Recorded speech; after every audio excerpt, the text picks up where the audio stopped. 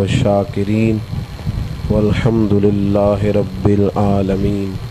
ان اللہ وملائکتہ یصلون علی النبی یا ایہا الذین آمنوا صلوا علیہ وسلموا تسلیما۔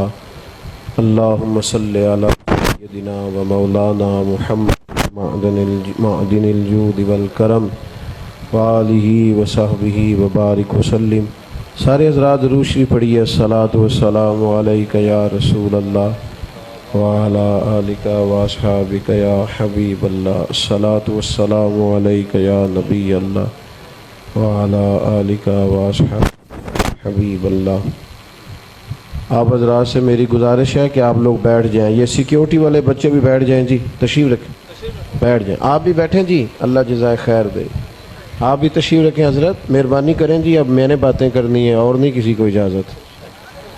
آپ کی مہربانی، اللہ آپ کو برکت دے۔ آپ تھوڑا سا موقع دیں، مجھے بھی گرمی کی شدت کا احساس ہے، لیکن آپ میں سے کو کتنا بھی سفر کر کے آیا، میرے جتنا تو نہیں نہ کر کے آیا، تو آپ مہربانی فرمائیں۔ تھوڑی سی میں تقریر کرنے کا عادی ہوں، چند ایک گزارشات کرنی ہے، مہربانی فرمائیں۔ آپ موبائل آپ کے پاس رہنے با میں نے چلے جانا ہے، اس کو بھی کبھی کبھی چھوڑ دیا کریں، اور بھی غم ہے زمانے میں محبت کے سوا، تو اس کو بھی تھوڑی دیر کے لیے چھوڑیں۔ تصویریں کوئی مطلب اتنا ضروری کام نہیں، قابل تحسین بھی ہے کہ یہاں دین کا کام ہو رہا ہے۔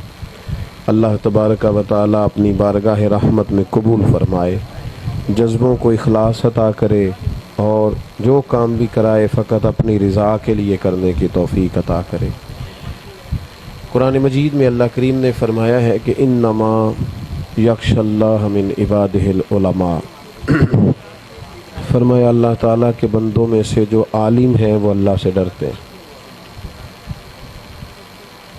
علم کا معنی تو جاننے کے ہوتے ہیں، لیکن جیسے جیسے انسان کے اندر تعلیم، علم اور شعور بیدار ہوتا جاتا ہے نا، وہ بے باک نہیں ہوتا، بلکہ ویسے ویسے اس کے اندر خوف خدا پیدا ہوتا ہے۔ حضرت عبداللہ ابن مسعود رضی اللہ تعالیٰ عنہ اس آیہ کریمہ کے تحت فرماتے ہیں کہ اگر دیکھنا ہونا کہ عالم بڑا کون ہے، تو پھر قرآن پاک کی یہ آیت بتاتی ہے کہ دیکھ لو خوف خدا کس کے ہاں زیادہ ہے۔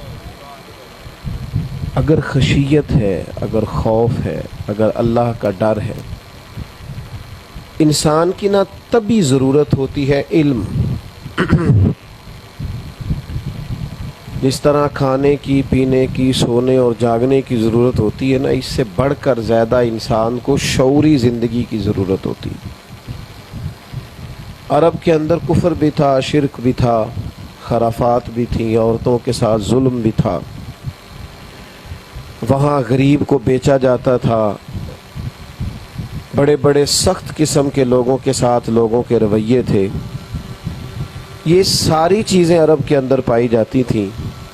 پھر غور کریں آپ میری بات پر، جہاں کفر بھی ہو، شرک بھی ہو، ظلم بھی ہو، جبر بھی ہو، زیادتی بھی ہو، اس معاشرے کے اندر جب آپ انقلاب کی بات کرتے ہیں، یا اس سوسائٹی کے اندر جب آپ تبدیلی کی بات کرتے ہیں، تو آپ کہاں سے شروع کریں گے؟ آغاز کیا ہوگا؟ بات کہاں سے شروع کی جائے گی؟ تو اس بگڑے ہوئے معاشرے کے اندر، یعنی معاشرے کی سختی کا یہ عالم ہے کہ وہ بیٹی کو مارتے نہیں، زندہ ہی گاڑ دیتے ہیں۔ ان کو پیاس لگتی ہے تو کھڑے کھڑے جانور کا خون نکال کے پی جاتے ہیں۔ سخت گیر لوگ، سخت مزاج لوگ، ان کی اصلاح کرنی ہے، ان کی تربیت کرنی ہے۔ آپ زیادہ توجہ کریں گے تو میری بات کی زیادہ سمجھ آئے گی۔ یہ بھی بس ٹھیک ہے جی، آپ اتار لیں، ماشاءاللہ کافی ہو گیا، آپ تو باتیں کریں تو بہتر ہے۔ تو یہ اتنے بگڑی ہوئی سوسائٹی کے اندر، اتنے بگڑے ہوئے ماحول کے اندر جب آپ کو جب آپ کو انقلاب کی بات کرنی ہے، آپ کو شروع کرنا ہے کہیں سے، تو کہاں سے شروع کیا جائے؟ اللہ تعالیٰ نے پہلی وحی نازل فرمائی۔ اب بات توحید کی سب سے زیادہ ضروری ہے، عقیدہ رسالت ہر عمل کی جان ہے، عورتیں مظلوم ہیں ان کی بات بھی ہونی چاہیے تھی. یہ سارا کچھ ہوگا، لیکن زمین آسمان کا جو سب سے پہلا رابطہ ہوتا ہے، سب سے پہلی وحی آتی ہے تو حکم کیا ہوتا ہے؟ اقرا، پڑھیے. اقرا بسم ربک الذی خلق، اپنے رب کے نام سے پڑھیے. معنی کیا ہے کہ ان سارے اندھیروں کا، کفر کے، شرک کے، ظلم کے، جبر کے، بربریت کے، ان سارے اندھیروں کا ایک ہی علاج ہے اور وہ ہے پڑھیے، علم حاصل کیجیے. جب آپ کی شعوری زندگی بلند ہو جائے گی، دیکھیں نا، اگر انسان پڑھ جائے، سمجھدار ہو جائے، باشعور ہو جائے، اسے سمجھ آئے گی کہ یار اپنے ہاتھوں سے بنا کر بت خود بنا کر اس کے سامنے جھکا جا رہا ہے. جب اس کی شعوری زندگی بلند ہوگی.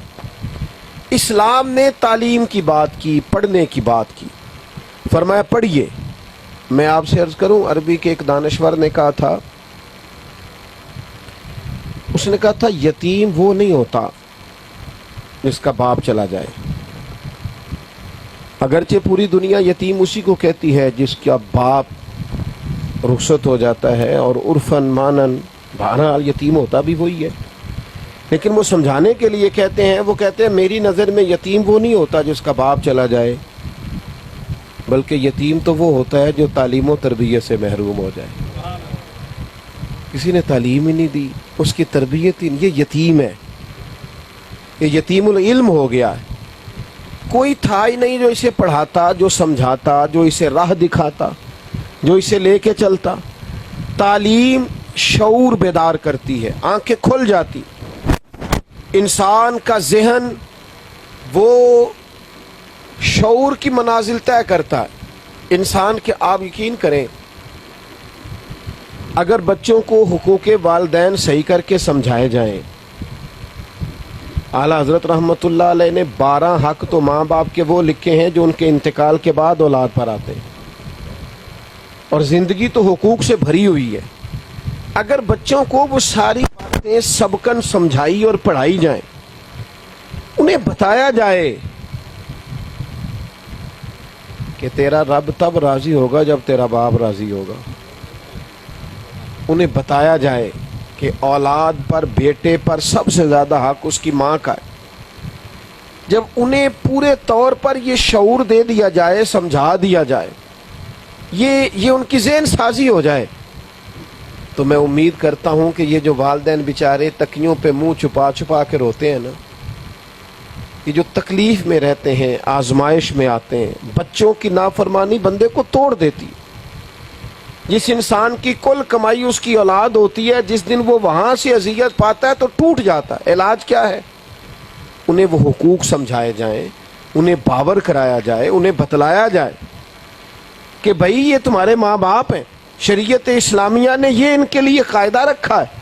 یعنی حضور علیہ الصلوۃ والسلام نے ایک شخص سے کہا تو جہاد پہ نہ جا کے ماں کی خدمت کر، تیرے رسول کا وعدہ ہے تجھے گھر بیٹھے ہی ثواب دے دیا جائے گا.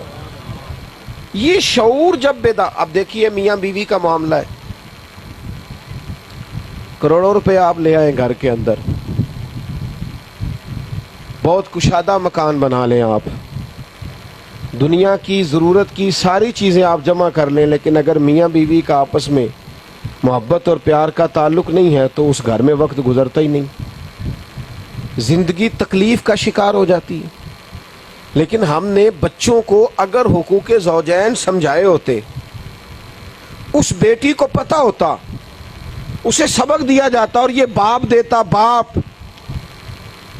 کہ بیٹا یاد رکھنا تیرے خاوند کے تیرے اوپر بڑے حقوق ہیں. میرے کریم محبوب علیہ السلام نے فرمایا اگر میں کسی کو حکم دیتا سجدے کا سوائے خدا کے تو پھر میں عورت سے کہتا اپنے خاوند کو سجدہ کرے. میرے نبی پاک علیہ السلام نے فرمایا جو عورت نماز کی پابندی کرے اور پردے کا خیال کرے، پابند ہو پردے کی اور اپنے خاوند کی فرما بردار ہو، اگر دنیا سے جائے گی تو رب اپنے فضل سے جنت عطا فرمائے گا.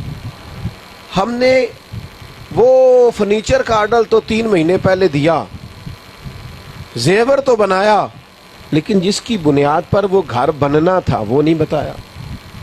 ہم نے اپنے بیٹے کو یہ نہیں سمجھایا کہ اللہ کے محبوب علیہ السلام نے فرمایا تم میں سب سے بہتر وہ ہے جو اپنے گھر والوں کے حق میں بہتر ہے، اور فرمایا میں تم سب سے زیادہ اپنے گھر والوں کے حق میں بہتر ہوں۔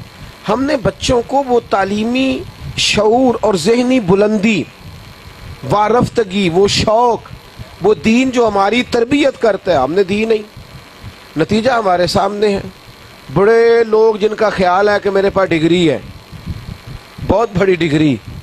میں ایک دفعہ جہاز میں تھا، سفر کر رہا تھا کہیں، تو ایک بزرگ داخل ہوئے، تو ظاہر ہے ہر آدمی روز ٹریول نہیں کرتا جہازوں میں، کچھ بیچارے غریب بھی ہوتے ہیں، کمیٹیاں ڈال کے بھی عمرہ کرنے جاتے ہیں، کچھ کو کوئی بھی کہتا ہے چل میں تجھے اللہ کے گھر کی زیارت کے لیے میری خدمت حاصل کر لے۔ تو بابا جی داخل ہوئے، تو اب جیسے وہ روز بسوں میں سفر کرتے تھے وہ بیٹھ گئے سیٹ پہ، تو عملے کے لوگ ان سے بحث کرنے لگے، کہنے لگے اٹھیں آپ اپنی سیٹ کے مطابق آپ بتائیں، آپ پاس بورڈنگ پاس ہوگا، سیٹ نمبر دیکھیں۔ تو ایک نوجوان پیچھے بیٹھا تھا ہماری سیٹ کے، کہنے لگا ساڈے پنڈ دے بندے نہیں سیانے ہو سکتے، انہیں انجی رہنا ہے، دیکھو اپنی سیٹ پہ بیٹھ کہاں بیٹھ گیا ہے۔ تو میں نے پلٹ کے ان کی طرف دیکھا، میں نے کہا کہ آپ کے گاؤں کے بابا جی آپ جانتے ہیں؟ کہنے لگے ہاں جی۔ میں نے کہا پڑھے لکھے کتنے ہیں آپ؟ کہنے لگے میں نے BBA کیا ہوا ہے۔ میں نے کہا اگر آپ کی ڈگری اس وقت آپ کے پاس ہوتی تو میں پکڑ کے پھاڑ دیتا۔ آپ اپنے آپ کو پڑھا لکھا جانتے ہیں؟ اگر آپ پڑھے لکھے ہوتے تو تنقید کر کے بیٹھ جاتے، آپ پڑھے لکھے ہوتے تو اٹھ کے دروازے سے بابا جی کو ریسیو کرتے، پھر سیٹ نمبر دے کے انہیں سیٹ پہ بٹھاتے، ہاتھوں سے سیٹ بیلٹ باندھتے، اور پھر پانی کی بوتل بھی تھماتے اور کہتے اگر دوبارہ ضرورت ہو رہی تو آواز دے لیجئے گا، میں فلاں جگہ بیٹھا ہوا ہوں۔ یہ تعلیم ہے جو آپ کو شعوری طور پر بلند کرے۔ کسی کو جاہل کہہ کے جان چھڑانا یہ تو عام بات ہے، آپ کہہ دیں چھڑا لیں جان۔ اپنے مزاج کے اندر علمی ذوق پیدا کریں، مزاج کے اندر طبیعت ہو سیکھنے کی، طبیعت ہو کچھ حاصل کرنے کی۔ ہمارے ہاں ہم خطابت سننے کے شوقین ہیں، بعض لوگ سور سنگیت کے شوقین ہیں، شعر و شاعری کے شوقین ہیں، لیکن اپنی تربیت کے لیے، اپنی اصلاح کے لیے ہم باتوں کو لینے کو تیار نہیں ہوتے۔ اپنی زندگی تربیت کی طرف لگائیں، بجائے اس کے کہ آپ یہ ظاہر کریں کہ فلاں کے ساتھ میری فوٹو آ گئی، آپ یہ چھوڑ دیں، آپ کہیں فلاں سے میں نے یہ خیر کی بات سیکھ لی، وہ یہ تربیت میں نے فلاں آدمی سے حاصل کر لی۔ زندگی میں مزاج، ایک تو شوق پیدا کریں نبی پاک کے دین کے علم کا، شوق پیدا کریں۔ حضرت جابر بن عبداللہ رضی اللہ تعالی عنہ بڑے معتبر اور بڑے عظیم صحابی ہیں۔ وقت نبی پاک علیہ السلام کی بارگاہ میں گزارا، لیکن تمام صحابہ ہر وقت حضور کے پاس نہیں رہتے تھے۔ ظاہر ہے اللہ کے محبوب کی طرف سے حکم تھا تو اپنے اپنے کام کاج بھی کرتے تھے۔ تو یہ جو آپ کو ملتا ہے نا کہ یہ روایت فلاں صحابی نے کی، یہ فلاں صحابی نے کی، تو جس وقت جو موجود تھے، جو انہوں نے سنا، وہ انہوں نے آگے امت کے لیے روایت کر دی۔ حضرت جابر بن عبداللہ رضی اللہ تعالیٰ عنہ کو پتہ چلا کہ مصر میں ایک صحابی ہیں، وہ نبی پاک علیہ السلام کا ایک فرمان روایت کرتے ہیں، ایک فرمان۔ ان کے پاس پہلے پورا ذخیرہ موجود تھا، انہوں نے حضور سے فیض پایا تھا، ڈائریکٹ حضور سے سیکھا تھا۔ پتہ چلا کہ ایک حدیث وہاں موجود ہے مصر میں، تو جناب جابر ابن عبداللہ کے پاس سواری بھی کوئی نہیں تھی، گھوڑا بھی نہیں تھا۔ انہوں نے اسپیشل گھوڑا خریدا، اس پر کجاوا ڈالا، اور پھر جا کر کے مصر میں مدینہ شریف سے مصر گئے۔ اللہ کرے آپ کو سمجھ آئے۔ یہاں تو مولوی صاحب مفت تقریر کر رہے ہوتے ہیں نا جمعے والے دن، تو بیچارے صرف اتنی گزارش کرتے ہیں ذرا ٹائم پہ آ جایا کرو، لیکن لوگ دیکھتے ہیں، بیٹھے رہتے ہیں، چیک کرتے ہیں کہ جب 10 منٹ رہ جائیں گے تو سو۔ تو ایک صاحب سے میں نے کہا یار آپ تو بیٹھے ہیں، جا نہیں رہے، جائیے، پرانی بات ہے، آپ جائیں، آپ کے ہاں تو جلدی جمعہ ہوتا ہے، آپ بتا رہے ہیں وہاں آپ کو شامل ہو۔ کہنے لگے نہیں آخری 10 منٹ پہ جاتا، مولوی صاحب تیاری نہیں کرتے۔ میں نے کہا چلے ایک نسخہ مجھ سے لے لیں، آپ ٹائم پہ جانا شروع کریں، مجھے امید ہے مولانا تیاری بھی شروع کر دیں گے۔ ان کو پتہ ہے آپ نے آنا ہی آخری 10 منٹ ہے، آپ کچھ ذوق بنائیں نا، وقت پہ جائیں، آپ کچھ مطالبہ کریں، حضرت ہمیں سیرت کا یہ پہلو سنائے، مجھے امید ہے محنت شروع ہو جائے گی۔ بعض اوقات نہ کسی کی طلب بھی انسان کو محنت پر مجبور کرتی ہے، یہ بھی کام ہوتا ہے۔ تو حضرت جابر ابن عبداللہ کو پتہ چلا ان باتوں کو کہانی نہ سمجھا کریں، یہ اپنی زندگی میں شعور بیدار کریں کہ ہم نے لینا ہے۔ یہی حضور کا فیضان ہے جو نبی پاک کی کتاب و سنت کی باتیں ہم تک پہنچتی، اسی سے ہم سجے سنوریں گے۔ جناب جابر ابن عبداللہ نے نیا گھوڑا خریدا، اس پر کجاوا ڈالا، سواری کی، اس صحابی کے گھر گئے مصر میں، جا کے دروازے پہ دستک دی۔ ان کا کوئی خادم یا کوئی بچہ باہر آیا، اس نے آ کے کہا کون ہے؟ کہنے لگے اندر جا کے بتاؤ باہر جابر ابن عبداللہ ہے۔ اللہ کرے آپ کو سمجھ آئے، جابر ابن عبداللہ ہے۔ تو صحابی اندر سے کہنے لگے نہیں یار وہ بڑے عظیم آدمی ہے، پتہ کرو کون آیا ہے۔ یہ جابر ابن عبداللہ رضی اللہ تعالیٰ عنہ، اور یہاں دوبارہ جا کے پوچھا تو جا کے کہنے لگے وہی ہیں۔ صحابی دوڑ کر باہر ہے کہ جناب آپ یہاں؟ فرمانے لگے پتہ چلا ہے تیرے پاس میرے کریم کی ایک بات ہے جو میرے پاس نہیں۔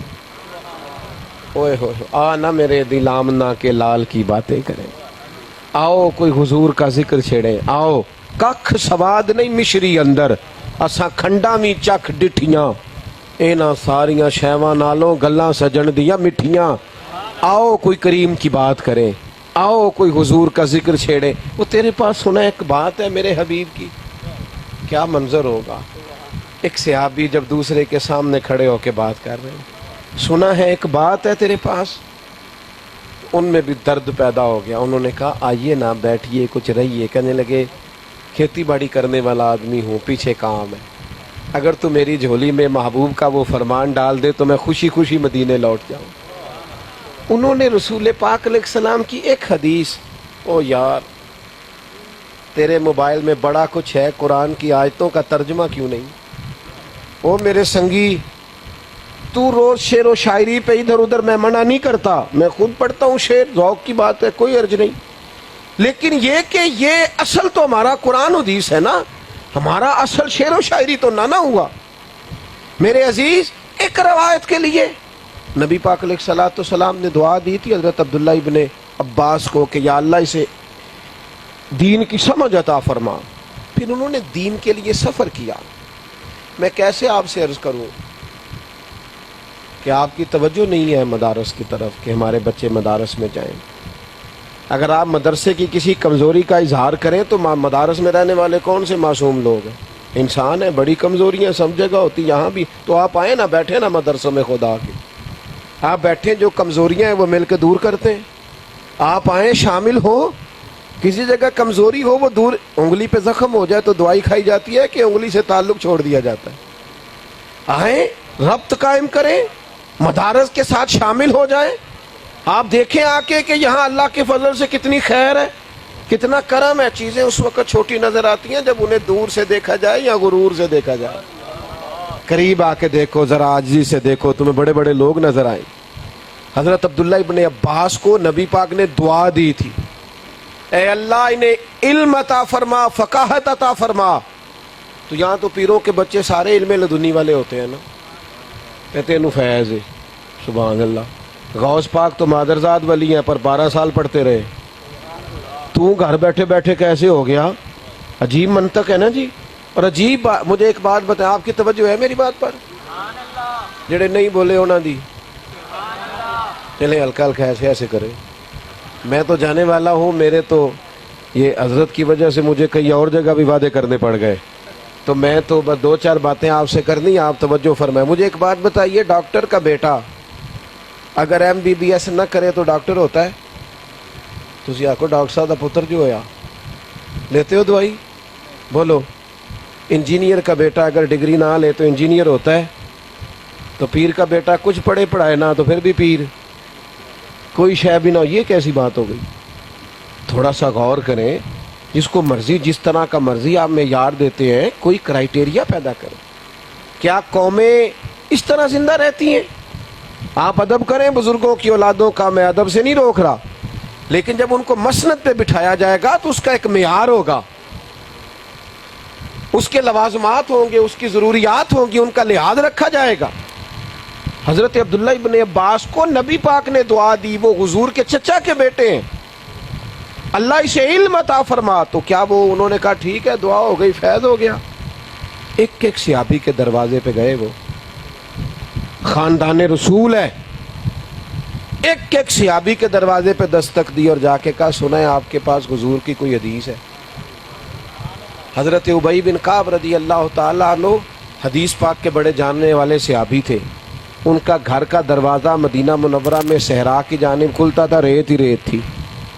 حضرت عبداللہ ابن عباس اپنے استاد کے گھر جاتے تو دروازے پہ دستک نہیں دیتے، فرماتے تھے یہ ادب کے خلاف ہے کہ میں کہوں باہر آئیں آپ، فرماتے میں چادر بچھا کے دروازے پہ بیٹھ جاتا، وہ مرضی سے آئیں گے تو گزارش کروں گا۔ فرماتے کئی دفعہ میں بیٹھا بیٹھا تھک جاتا اور پھر میں اپنی چادر بچھا کے وہاں لیٹ جاتا، جب ٹھنڈی ہوائیں حضور کا مدینہ چوم کے گزرتی تو کچھ ریت بھی اڑ کے میرے بالوں میں پڑ جاتی۔ حضرت ابی بن کعب مرضی سے باہر آتے اور جب وہ تشریف لاتے تو مجھ سے آ کے کہتے ہو میرے محبوب کے چچا کے بیٹے، آپ حکم کرتے میں حاضر ہوتا۔ وہ کہتے نا، میں تو آپ کے پاس اپنے محبوب کے دین کا علم لینے آیا ہوں، لہٰذا مہربانی فرمائے آپ مجھے کچھ پڑھا دیں، آپ وہ ذوق بنائیں۔ میرے دوستو، بالخصوص نوجوانوں سے کہوں گا، آپ رات کے وقت آئیں علماء سے، اگر دن میں آپ کی اور مصروفیات، آپ علامہ سے حضرت سے ٹائم لیں، آپ کہیں کہ میں کچھ سیکھنا چاہتا ہوں۔ میں آپ کو یقین سے کہتا ہوں، ویسے بھی جو لوگ دین کا علم دنیا کے لیے حاصل کرتے ہیں انہیں مزہ بھی نہیں آتا، کا مزہ خراب ہو جاتا ہے۔ جو کام آپ دنیا داری کے لیے کرتے ہیں وہ آپ کو تھکا دیتا ہے، آپ اکتا جاتے ہیں۔ مزہ، یہ جو لوگ کچھ علم رکھتے ہیں پر عمل نہیں نہ کرتے، یہ بڑی بے چین زندگی گزارتے ہیں۔ علماء کی بات نہیں کرتا، میری طرح کے جو لوگ ہوتے ہیں، علم ہو عمل نہ کریں تو دو کشتیوں کے مسافر، وہ خود بے چین ہوتے ہیں، یار میں کہتا کچھ ہوں کرتا کچھ ہوں، زندگی لطف نہیں دیتی۔ اور جو لوگ علم پر عمل کرنے والے ہوتے ہیں ان کی زندگی بڑی مزیدار ہوتی ہے۔ وہ ہمارے گجرانوالہ میں حاجی ابو داؤد صادق صاحب رحمۃ اللہ علیہ تھے نا، تو اپنے مزاج ہوتا ہے جسے اسٹیج لگا کے دے دے تو تقریر کرے، نعرے لگوانے کے بعد کہتے مبلغ تو چلتے پھرتے بھی مبلغ ہوتا ہے۔ حضرت صاحب گلی سے گزر رہے تھے تو ایک عورت کو دیکھا، اس کے چہرے پہ پردہ نہیں، تو یوں آنکھیں پھیر لیں اور آنکھیں پھیر کے کہنے لگے پتر مسلمانہ دی تھی یہ پردہ کرے آقا، تبلیغ ہو رہی ہے۔ تو جو بعض غصے والے لوگوں کا طریقہ ہوتا ہے کہ جا بابا اپنا کام کر، عورت نے جو لہجہ ہوتا ہے آج کل لوگوں کا، کہنے لگی جا بابا اپنا کام کر، تو حضرت صاحب پھر آسپے فرمان لگے پتر میرا یہی کام میں، میں کام نہیں تے لگا، میرا کام دین دی دعوت دے رہی ہے تو میں لگا میرے یہی کام میں۔ وہ خاتون کے دل میں بات ٹھہر گئی، اسی وقت پلو اٹھا کے چہرے پہ رکھ لیا، کہنے لگی اللہ آپ کو جزا دے، اللہ آپ کو جزا دے، آپ نے مجھے خیر کی بات بتائی۔ آپ جب بعمل ہو جاتے ہیں آپ میں نورانیت آتی، کیف آتا ہے۔ میرے عزیز، دین کا علم شوق سے، اللہ کے رسول صلی اللہ تعالیٰ علیہ وسلم نے فرمایا جس نے دین کا علم اس لیے حاصل کیا کہ وہ علماء سے بحث کرے گا یا جاہلوں پہ روب جمائے گا، اسے تو اللہ جنت کی خوشبو بھی نہیں دے گا۔ دین کا علم تو اس لیے حاصل کریں کہ اس پر عمل کرنا ہے، اس کے مطابق اپنے آپ کو ڈھالنا ہے، اپنی زندگی کے اندر تبدیلی پیدا کرنی، آپ کو سنورنا ہے، آپ کو اخلاقیات سیکھنے، آپ کو اپنے کردار کے اندر، افکار کے اندر، نظریات کے اندر تبدیلی پیدا کرنی۔ اور اگر آپ نے تبدیلی ہی نہیں پیدا کرنی، حضرت باعزید بستامی کا زمانہ تھا نا، تو ایک مسلمان نے ایک یہودی کو ایک مسلمان نے یہودی کو کہا کہ تو مسلمان ہو جا، تو وہ یہودی کہنے لگا یار تو میرا پڑوسی بھی ہے میرا یار بھی ہے، اکٹھے رہتے ہیں۔ میں نے نا دو قسم کے مسلمان دیکھے، ایک تجھے دیکھا ہے، ایک حضرت بایزید کو دیکھا ہے، تو میرے ساتھ ہر جگہ چلا جاتا ہے، معاذ اللہ ہر محفل میں پہنچ جاتا ہے، میں سچ نہیں بولتا تو بھی نہیں بولتا، میں رزق کے معاملے میں احتیاط نہیں کرتا حلال حرام کی تو معاذ اللہ کئی جگہ تو بھی نہیں کرتا۔ کہنے لگا ایک دین وہ ہے جس پہ تو چلتا ہے اور ایک وہ ہے جس پہ حضرت بایزید چلتے ہیں، ان کو جب بھی دیکھا ہے سچ بولتے دیکھا ہے، رب کی رضا پہ چلتے دیکھا ہے، کردار و عمل سنت شریعت کے مطابق ڈھلا ہوا دیکھا ہے۔ کہنے لگا اگر مجھے دین کی دعوت دینی ہے تو حضرت بایزید کو کہہ مجھے دعوت دیں، جو وہ خیر پہ چل رہے ہیں وہ مجھے کہیں گے تو مجھے سمجھ آئے گی مجھے کس دین پہ چلنا۔ ہم بضد تو ہیں ہر لحاظ سے کہ ہمیں عاشق رسول بھی مانا جائے، متقی بھی۔ مولویوں نے کوئی ٹھیکہ لے آیا جی؟ نہیں جی، بالکل نہیں لیا۔ کس نے کہا ہے؟ لیکن یار اپنے اندر تبدیلی تو لاؤ، دین کو سیکھو، دین کو سمجھو، دین کے مددگار بنو۔ آپ اپنے دین کی تعلیمات حاصل کرو، اپنے مزاج کے اندر خوبصورتی پیدا کرو، دین کے لحاظ، اخلاق کو، کردار کو، لب و لہجے کو ڈھالو دین کے مطابق۔ آپ یقین کرو مزہ آئے گا زندگی جینے کا۔ وہ چیزیں جو ہمیں رسول پاک نے عطا فرمائی ہیں، جب ہم ان کی طرف بڑھیں گے تو ہم محسوس کریں گے کہ طبیعتیں تازہ ہو گئیں، ذہنوں کے اندر ٹھہراؤ آیا، تحمل مزاجی، بردباری، توکل، صبر، شکر، قناعت، یہ چیزیں ہمارے مزاج میں پیدا ہوئیں۔ اپنی زندگی کو علم کی طرف مائل کریں اور اس کو سیکھیں۔ دیکھو آپ تجربہ کر لیں زندگی میں، آپ نے کبھی کوئی بات دین کی سنی ہوئی ہو نا، تو فوراً آپ عمل نہ بھی نہ کریں، تو وہ جس موضوع پر آپ نے بات سنی ہو وہ کبھی کام آپ کی آنکھوں کے سامنے آئے نا وہ بات، تو آپ کو یاد آ جاتا یار یہ میں نے سنا ہوا، مجھے اس طرح کر کے چلنا چاہیے۔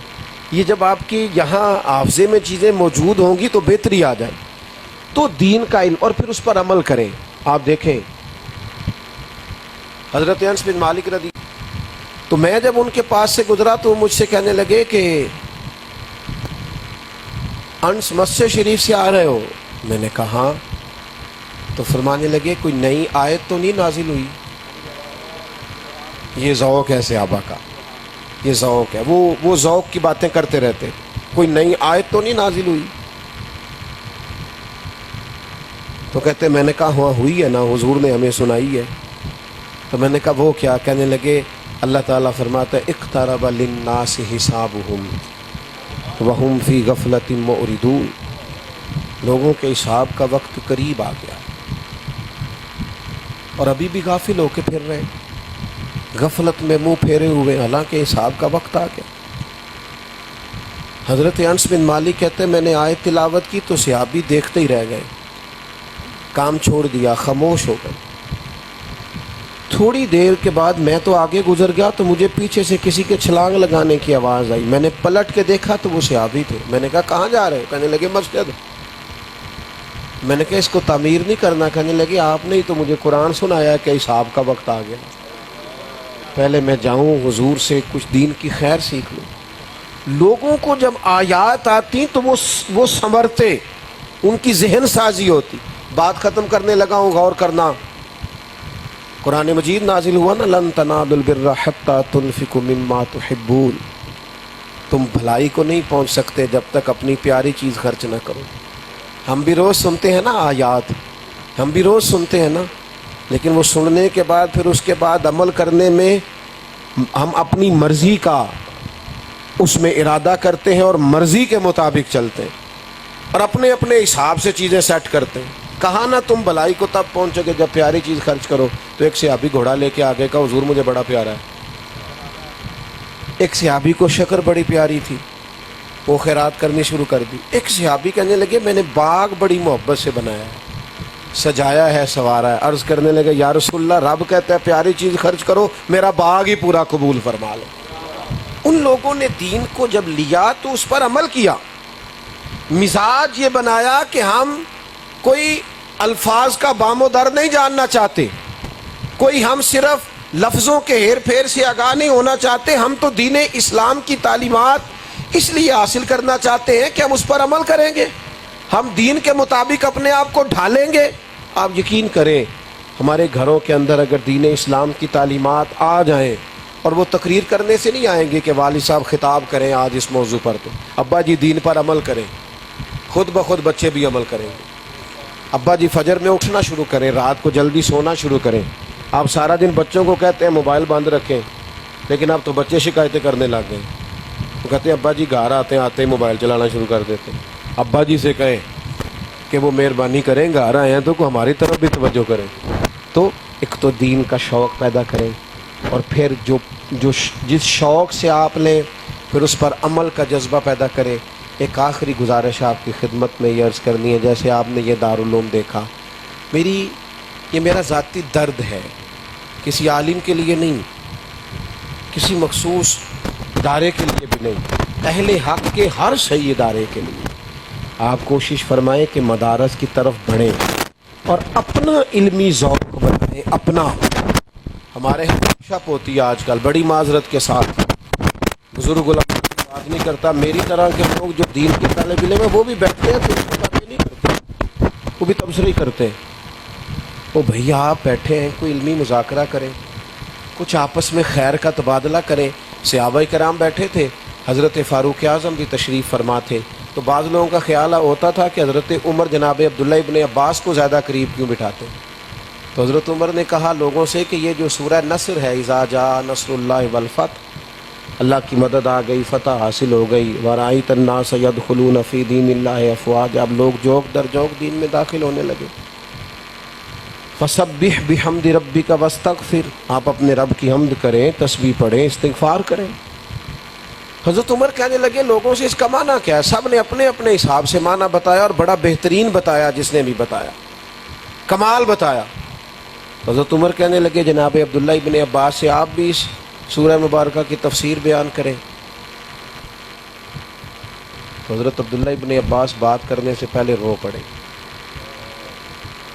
پھر اپنے آپ کو سنبھالا، لوگ متوجہ ہوئے کہ کیا ہوا، تو جناب عبداللہ ابن عباس کہنے لگے یہ صورت بتاتی ہے کہ نبی پاک کا وصال ہو جائے گا، اس میں حضور کے وصال ظاہری کی خبر ہے کہ مدد آ گئی، لوگ آ گئے جوک در جوک۔ اب رب کہتا ہے محبوب آپ تسبیحات کریں، یہ آیت بتاتی ہے کہ حضور کے وصال کی خبر دیتی ہے۔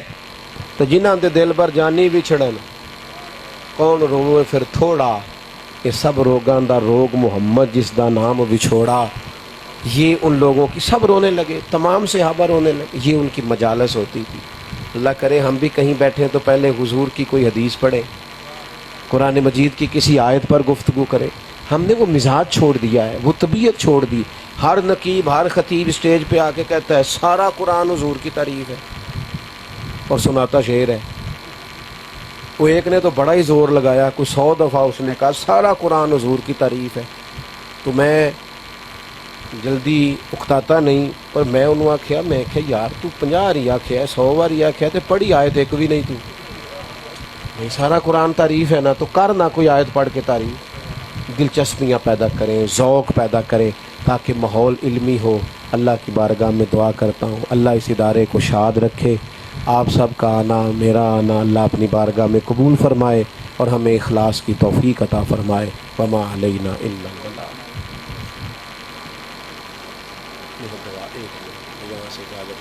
اللہم صلی علی سیدنا محمد وآلہ وبارک وسلم۔